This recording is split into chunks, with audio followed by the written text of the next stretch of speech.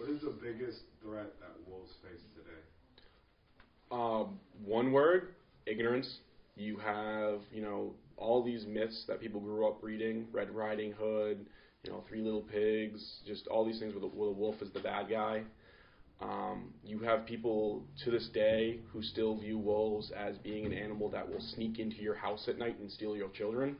Like, that's not me exaggerating. That is, I've had Facebook conversations with people where they tell me, you don't understand, wolves are so dangerous that they will, they routinely, they want to come and kill people. They search for people to kill people. In the wild, if you're going to see a wolf, it's going to be like 50 to 100 yards away, and you're going to see the end of a tail running from you. They are born naturally shy and afraid of people. In fact, the only reason that we can actually be in these enclosure spaces with our wolves today, and the fact that they're not afraid of us, requires a huge amount of effort and undertaking on our part. And it's right down to the fact that we introduce ourselves to pups, especially the volunteers who have been here since they were this young, are able to introduce themselves just as the pup's eyes are opening. We do a process called imprinting. It's basically when they first open their eyes, because wolves are born blind and deaf. So the first thing they see when they open their eyes is a human.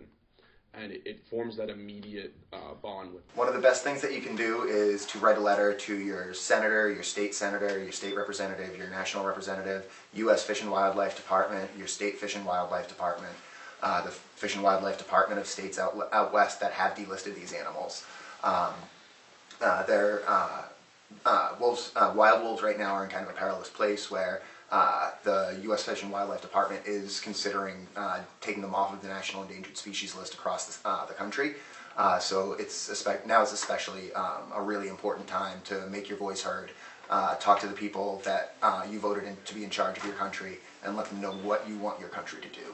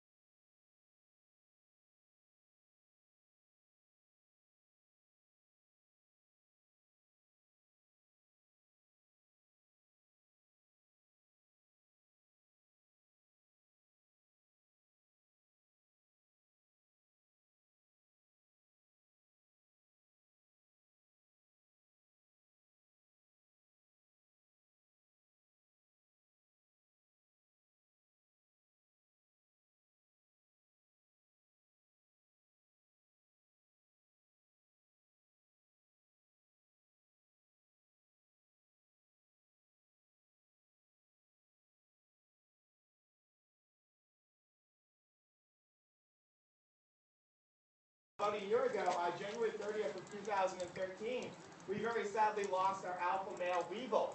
Weevil really was the spirit of Wolf Hollow. He was our alpha for the last 10 years of his life, and the adoptive dad to both Nina and all these puppies out here. To be quite honest, over a year later, we still haven't recovered from Weevil's loss. Nina still very much misses Weevil. She doesn't act the same way. She's actually one of the biggest things we notice is she's much more intense and quicker to correct our male volunteers, because now as a single mom, she's going to be that much more serious about the protection of her children and be quicker to reprimand men than women. You can see she's very comfortable with the ladies in here. Nice photo op again. Little kisses. So that is our mom right here. Also, thinking about wolves and emotion, I know there's a lot of debate as to whether animals feel